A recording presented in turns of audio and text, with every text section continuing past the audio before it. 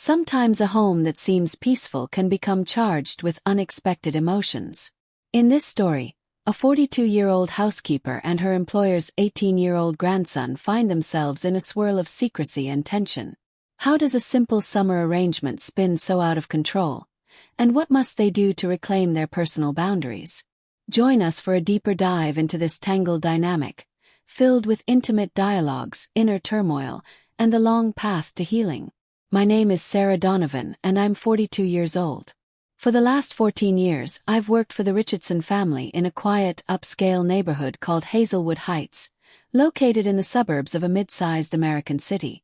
The Richardsons' home is big enough to impress, yet warm enough not to feel like a museum. Pale yellow walls, polished wooden floors, and tall windows that let in the sunlight. Outside, there's a wraparound porch with rocking chairs, plus a rose garden I've come to see as my personal labor of love. I started as a standard housekeeper, dusting surfaces, doing laundry, preparing grocery lists. Over time, my responsibilities multiplied. I managed house repairs, handled holiday decorations, coordinated the dog sitter when they traveled, and sometimes even oversaw mini renovations. Mr. and Mrs. Richardson both traveled frequently for their respective careers, so they liked having someone who could keep the property in immaculate shape year-round. When I first came to Hazelwood Heights, I was a 28-year-old with a few heartbreaks behind me and no real plan. I'd grown up in a small town hours away, thinking I might someday become a teacher or a nurse. Life, however, took me on a different path. I met the Richardsons through a mutual acquaintance, and they offered me the position with room and board included. I moved into the finished basement, a two-room suite with its own entrance. I found safety in this arrangement, stable income, a comfortable place, and tasks I could excel at. Over the years, I watched the neighborhood's children grow, wave at me from their bikes, and eventually drive off to college. But I never anticipated a day when one of those almost grown children would come live under the same roof, turning my routine into something far more complicated. I had heard rumors that Daniel Richardson, the grandson, might be visiting for the summer, maybe for a few weeks. Then I got a single text from Mrs. Richardson. Daniel will be staying at the house for an extended period. Make up the guest suite on the second floor. She added little else, but hinted he'd been having some trouble at home, or at least needed some time away. I assumed it was typical teenage behavior.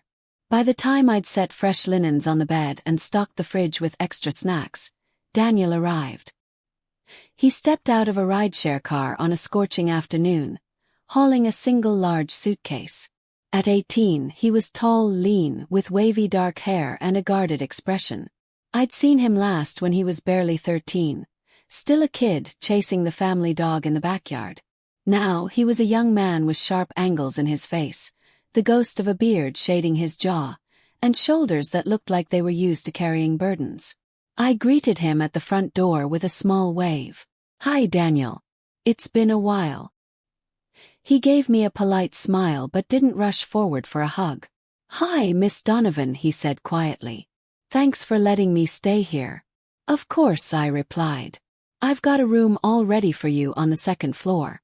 Let me show you." He nodded, eyes flicking around as though uncertain. The house was quiet. Mr. and Mrs. Richardson were gone to Europe for at least a month. I was the only resident caretaker, and now Daniel.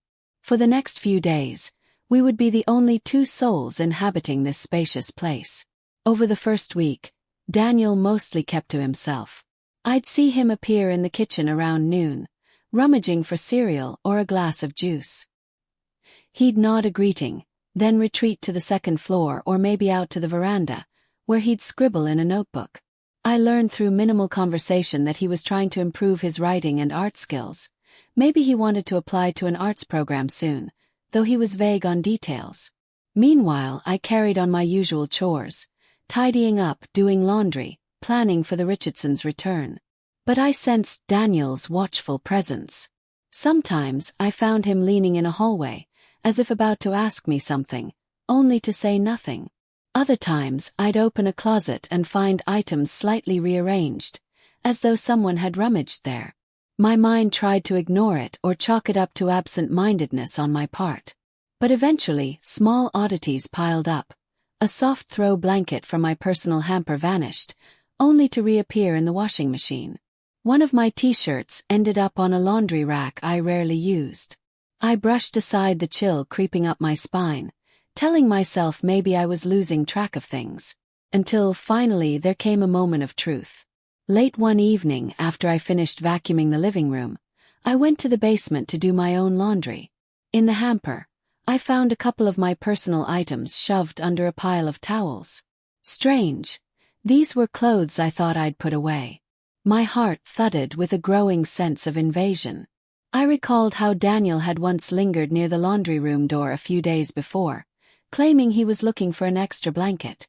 Could he have taken my things? Why would he do that? A swirl of discomfort unsettled me. I didn't want to confront him if I had no proof.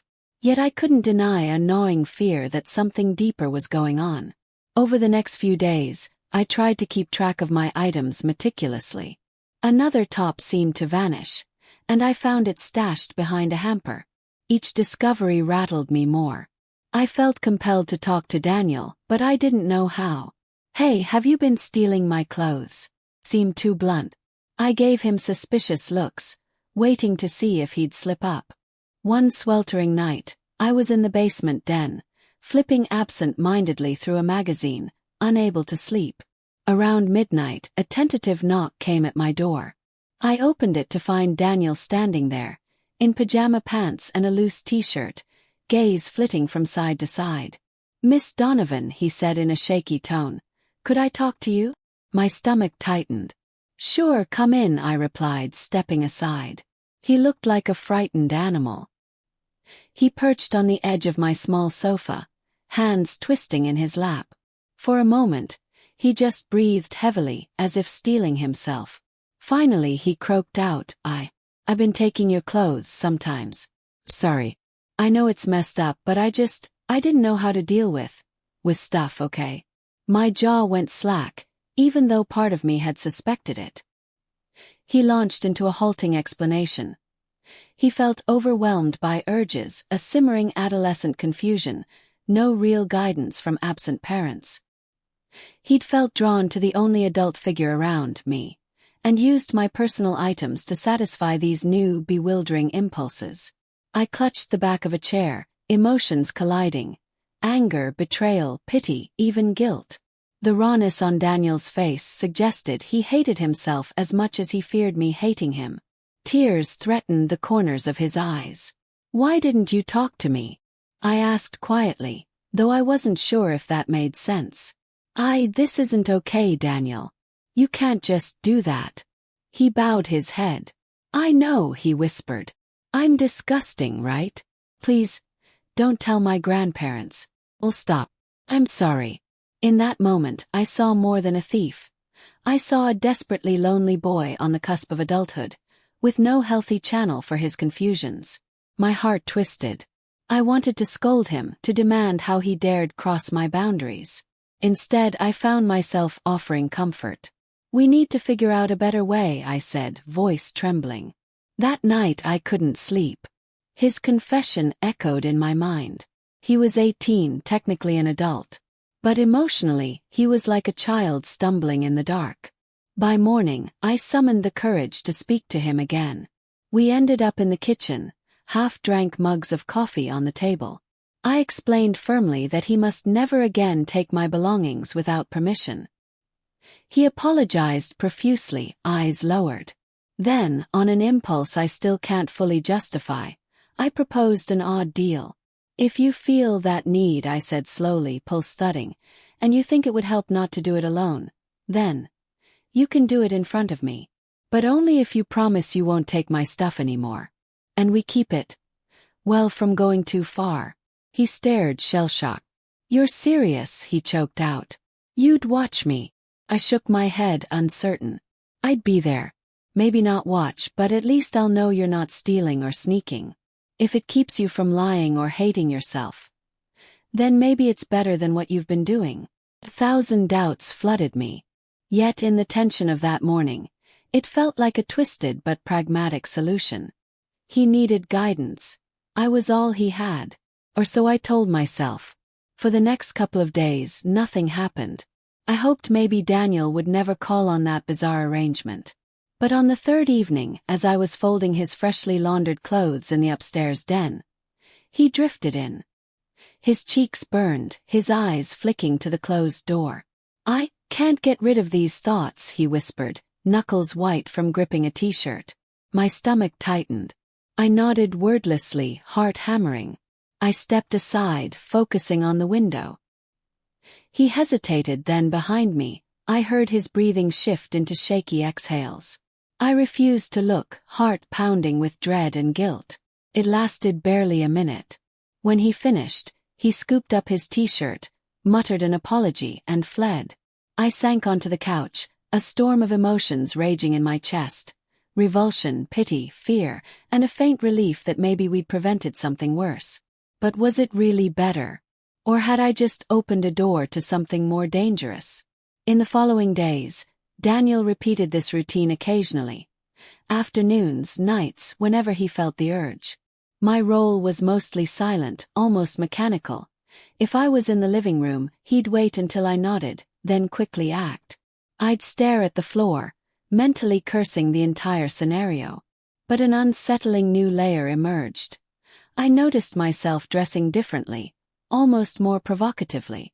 I wore tank tops without bras, left my robe looser.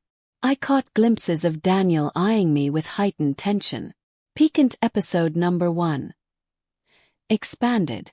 One Saturday afternoon, I'd showered and slipped into a lavender silk robe.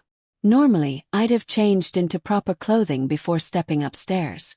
But I realized Daniel was out in the backyard painting, so I told myself it was safe to pop into the kitchen for a snack. Lo and behold, as I rummaged for fruit, I heard the sliding door open. Daniel walked in, sweaty from yard work, shirt slung over his shoulder. Our eyes locked in shock. The robe parted slightly, revealing my upper thigh and part of my chest. Pulse of electric heat jolted me. Daniel's gaze flicked to my body, face flushing as he tried to speak. Instead we just stood there. After a tense second, I quickly turned away, pulling the robe closed. He mumbled, "Sorry, I thought you were." And I cut him off with a shaky, "No, it's fine." But it wasn't fine. All that night I kept replaying the moment. Had I unconsciously wanted him to see me? Why did part of me feel a strange adrenaline rush? As if the tension inside these walls wasn't enough, I got a call from Troy, a longtime friend with whom I occasionally shared dinners or a casual date. He was swinging through town and wanted to stop by. That Friday, Troy came over bearing takeout. We sat in the living room, joked about old times, and for the first time in weeks I felt normal. Then Daniel suddenly appeared in the doorway, arms crossed. He looked from me to Troy, eyes narrowed. I introduced them politely. "Daniel, this is Troy, an old friend." Troy nodded, offering a friendly wave. Daniel gave a curt nod, then disappeared back upstairs. An hour later, after Troy left, Daniel confronted me in the kitchen. "So, who is that guy?" he demanded, a slight tremor in his voice. I put away the leftover food with forced calm. "None of your concern. Remember our agreement. You leave me to my own private life." Daniel's jaw tensed. "Right. So you can watch me in my worst moments, but you get to act like your life is off limits." My cheeks burned with anger. "What do you want from me, Daniel? You asked for my help, and now you're upset I have a friend over? That's not fair." He scoffed, stepping back. "Fine," he said in a clipped tone. "Enjoy your date." Then he stormed off, leaving me trembling with frustration and guilt. Our unspoken tension only grew. Over the next week, Daniel's visits became more frequent, as if spurred by jealousy or simmering anger. It wasn't just about physical relief. There was an emotional undercurrent that made each encounter more charged. One late evening, I was reorganizing the den, placing books on shelves. Daniel appeared at the doorway, breathing unevenly, eyes shadowed with conflicting emotions. I recognized his usual sign, but he didn't speak. Instead, he crossed the room, standing just a foot away. My pulse soared. For a split second we locked eyes, brown on brown. A wave of tension crackled in the air, like something about to snap. He tried to say something but words failed him. Instead he reached for his belt. I instinctively turned, bracing a hand on the bookcase, heart pounding so loudly I could scarcely think. I sensed the heat of him behind me, the ragged sound of his breath. Against all reason I felt my body flush. My mind screamed, "This is not what I wanted, not what we agreed." But I stood there paralyzed, letting it happen again. When he finished, he lingered, trembling. I sensed he yearned for comfort, for some acknowledgement. But shame burned me, and I said nothing, just stared at the spine of a cookbook as if my life depended on it. Finally he fled, leaving me with the echo of my own harsh breathing. That night I sat on my basement couch, hugging my knees. My stomach churned with guilt, self-loathing, and worry for Daniel's state of mind. We were in too deep. A few evenings later, Troy dropped by unexpectedly to return a jacket I'd left in his car. The exchange took only a minute at the front door. I thanked him and he drove off. But as I closed the door, I noticed Daniel at the top of the stairs, glaring. He descended slowly, fists clenched. "So, Troy again?" he asked, voice tight as a wire. I tried to stay calm. He just dropped something off. "Don't start." Suddenly, Daniel's voice rose. "Do you realize how messed up this is? You let me do those things in front of you, acting like you're helping me. But you're so eager to see that guy. Are you even thinking about me?" My temper snapped. "Daniel, you are not my boyfriend or my child we have a bizarre arrangement I never should have agreed to. Don't you dare judge me for wanting a normal life." He let out a bitter laugh. "Normal? That's rich. You made me depend on you. Now I can't handle these urges without you.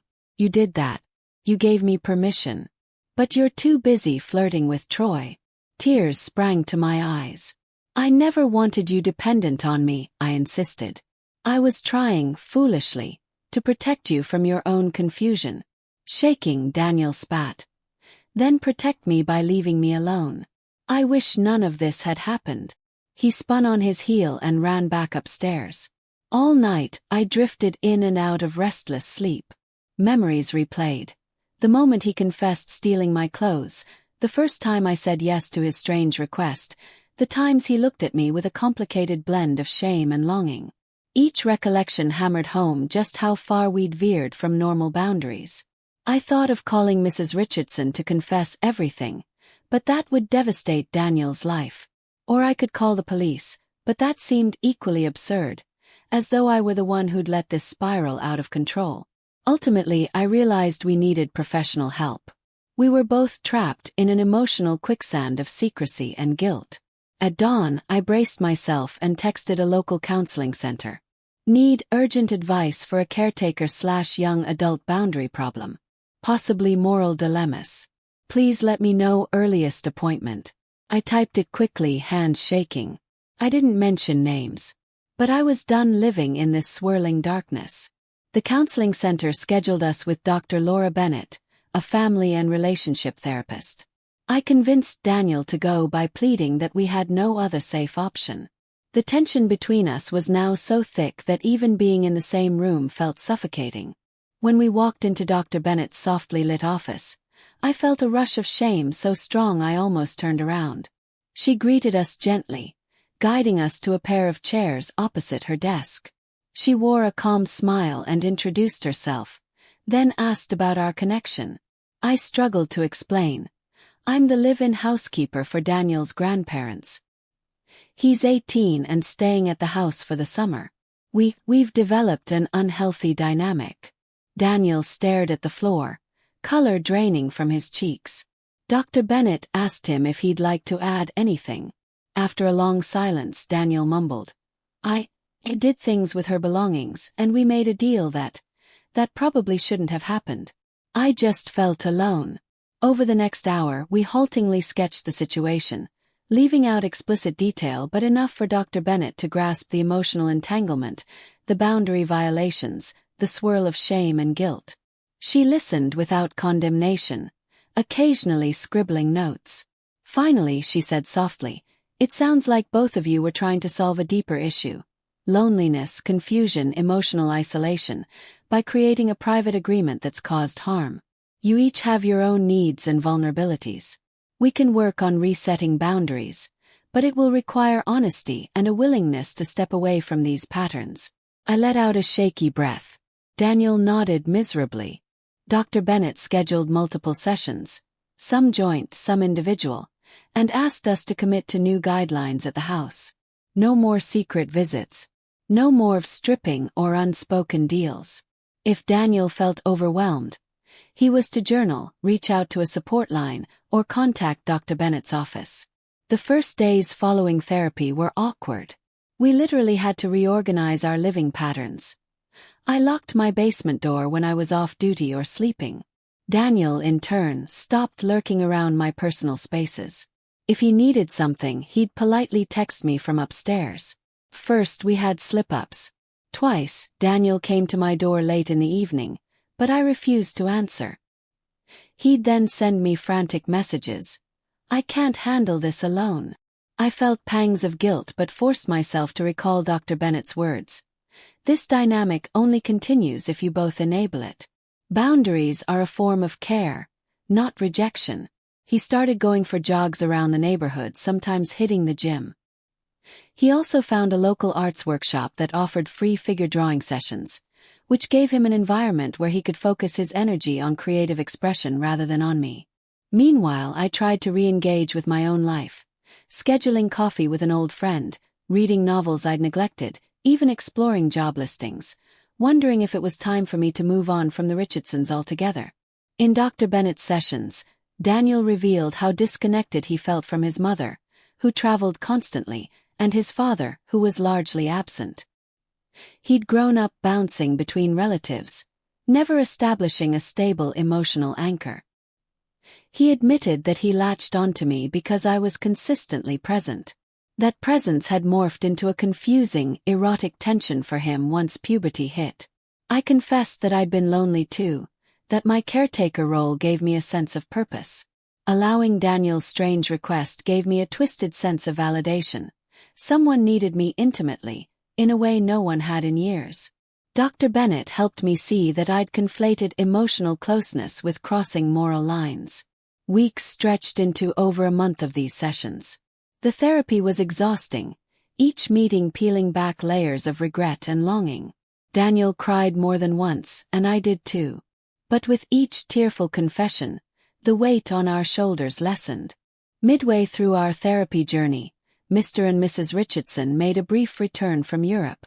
They found Daniel changed, quieter but also more thoughtful. They noticed we barely conversed beyond polite greetings. The tension probably felt obvious, but they were too busy with jet lag and business calls to pry deeply.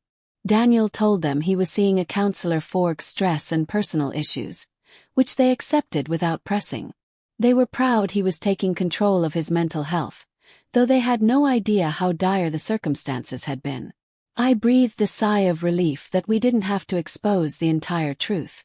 Their presence actually eased things further. With them bustling around, Daniel and I had fewer solitary moments. We stuck to surface-level politeness, but at least the quiet didn't feel charged with hidden intentions. The more we practiced normal house interactions, me cooking dinner while Daniel set the table with grandparents around, the more we realized we could exist without resorting to our old patterns. By the 6th or 7th week of therapy, we found a more stable rhythm. Daniel spent afternoons either at the local workshop or attending a study group for upcoming college admission tests. He came back in the evenings to do chores or watch movies in the den, with the grandparents often in the living room. Occasionally, we'd see each other in the kitchen and share a brief nod or small talk. Though it was still a bit tense, we no longer carried that suffocating charge. Neither of us tried to reinitiate the old arrangement.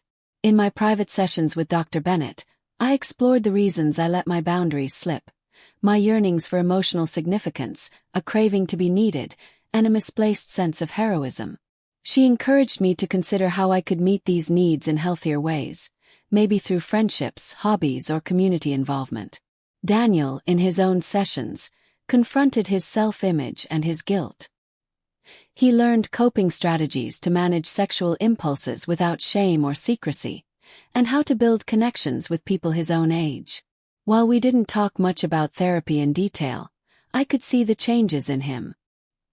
He stood straighter, made more eye contact, and occasionally even cracked a small joke with me, something unthinkable at our worst point. One crisp morning, near the end of summer, I was tending to the rose bushes out front, my personal labor of love, when Daniel came out, wearing a casual t-shirt and jeans. He shuffled closer, clearing his throat. "Got a minute?" he asked softly. I set aside the pruning shears. "Sure." He let out a slow breath. "I owe you a real apology. Not just for taking your clothes or everything else, but for blaming you when I got jealous. You were trying to help me, even if it was misguided." My eyes misted. "Thank you," I said. "I'm sorry too for letting it get so far. I truly didn't know how else to help you, and I see now it was reckless." He rubbed the back of his neck, gaze wandering over the roses. "Guess we both messed up. But I don't hate you. And I hope you don't hate me either." My throat tightened. "I could never hate you, Daniel. I'm relieved you're finding your own footing now." We shared a fragile smile. It wasn't a grand reconciliation, but it felt like a major step, an honest acceptance of our mutual regrets and a willingness to move past them. A couple weeks later, Daniel announced he was accepted into a nearby college's art program and was set to move into a dorm. The grandparents were thrilled, praising him for turning things around. I helped him pack some of his belongings: posters, sketchbooks, a small TV. Our interactions were easy, almost friendly, though overshadowed by a quiet acknowledgement of what we'd been through. On his last day, he strolled into the basement, where I was writing up a grocery list. He offered a tentative knock on the open door. "Just wanted to say goodbye properly. I'm heading out in an hour." I set my pen down, feeling an odd ache. "Congratulations again on college. You'll do great." He nodded. "Thanks. I'll keep up with therapy. It's helped a lot." He paused then. "You helped too, in a weird way. I know it wasn't right, but it showed me how lost I was." I swallowed hard. "Take care of yourself. Keep drawing, keep meeting people your age, and keep learning to handle your emotions responsibly." He gave me a grateful look. Then, without fanfare, he shouldered his bag and left. Through the window, I watched him load his things into a car. No tears, no final confrontation, just a mutual sense of finality. The house felt bigger, emptier afterward, but also cleansed. In the weeks following Daniel's departure, Mr. and Mrs. Richardson resumed their normal pattern, jetting off to conferences, returning for short stays, praising me for keeping the house so well. They commented that Daniel seemed much healthier now. I only smiled vaguely. I continued therapy for a while, focusing on my own issues. Dr. Bennett encouraged me to set new personal goals. Maybe find part-time classes or a local volunteer group. She suggested that staying in the same caretaker role might be stunting me. I recognized that I'd let my entire identity revolve around serving this family. A month later, I began applying for positions as an event coordinator for a local community center, a job that merged my organizational skills with more social engagement. The Richardsons, supportive as they were, said they'd be sorry to lose me but proud if I found a new path. As for Daniel, we only exchanged a couple of polite texts. He told me he was settling into dorm life, meeting classmates, feeling both anxious and excited. I gave him a short response about how proud I was of him, then kept my distance. It felt right to let him flourish without the weight of our complicated past. The journey from lonely caretaker and troubled teen to a more stable, if distant, relationship reveals just how easily boundaries can blur when isolation and emotional needs collide. Before we conclude, let's explore a professional perspective on why such dynamics unfold, and how individuals in similar predicaments can navigate them more safely. Psychological analysis and recommendations. Commentary by Dr. Rebecca Cole, licensed family therapist. Caretaker roles and power dynamics. In a household where an older caretaker has de facto authority or responsibility, a natural power imbalance exists. If the younger person, 18 plus yet still emotionally adolescent, lacks other forms of guidance, they may attach or idealize the caretaker. This can evolve into confusing emotional or sexual entanglements if neither party establishes firm boundaries. Recommendation: recognize that being a caregiver includes an ethical duty to maintain healthy limits. If you notice your relationship with a charge, no matter their legal age, slipping into personal or intimate territory, seek counsel immediately. Isolation as a catalyst. Both Sarah and Daniel struggled with isolation. She'd made the house her entire life. He lacked parental closeness. Where isolation persists, emotional or sexual tension can fill the void. Recommendation: cultivate multiple support networks. For older caregivers, maintain friendships and external interests. For younger individuals, encourage peer relationships, extracurricular activities, and mentors near their own age. Misguided attempts at help. Sarah believed allowing Daniel to relieve urges in her presence was a solution, when in fact it deepened their unhealthy bond. Unstructured, private arrangements rarely solve underlying emotional needs and can lead to guilt, shame, and further confusion. Recommendation: if you see a loved one spiraling in loneliness or confusion, guide them toward professional help or peer support.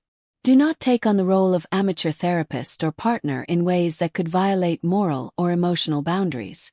Shame, secrecy, and mental health. The guilt each character felt worsened because they kept it secret. Shame often flourishes in darkness. Exposure to a neutral professional can help break that cycle, allowing each person to examine their motivations without constant fear. Recommendation: encourage open discussions about mental health needs.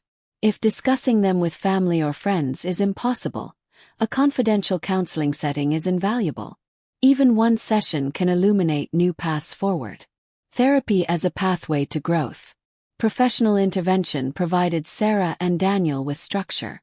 Daniel learned to handle sexual and emotional impulses responsibly, while Sarah realized she needed healthier forms of fulfillment. Therapy gave them the blueprint to dismantle toxic patterns and set realistic goals. Recommendation: don't wait until a crisis hits.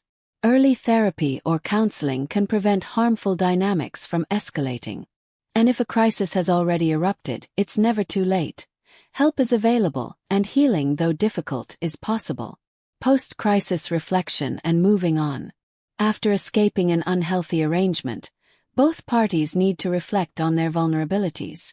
Sarah recognized that caretaker isolation made her susceptible to crossing lines. Daniel acknowledged that lacking social outlets made him overly reliant on her. Each is now better equipped to form healthier bonds in the future. Recommendation: develop a personal growth plan, be it new hobbies, career shifts, or personal relationships. Self-awareness and ongoing reflection ensure the lessons learned aren't lost.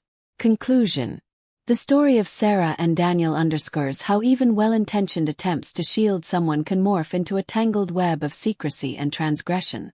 Moral lines blur rapidly when loneliness, empathy, and power imbalances mix. But through honesty, professional help, and a willingness to change, individuals can escape such entanglements and foster healthier, more respectful interactions. The key lies in accepting that boundaries are not barriers to compassion, but rather the guardrails that keep relationships safe.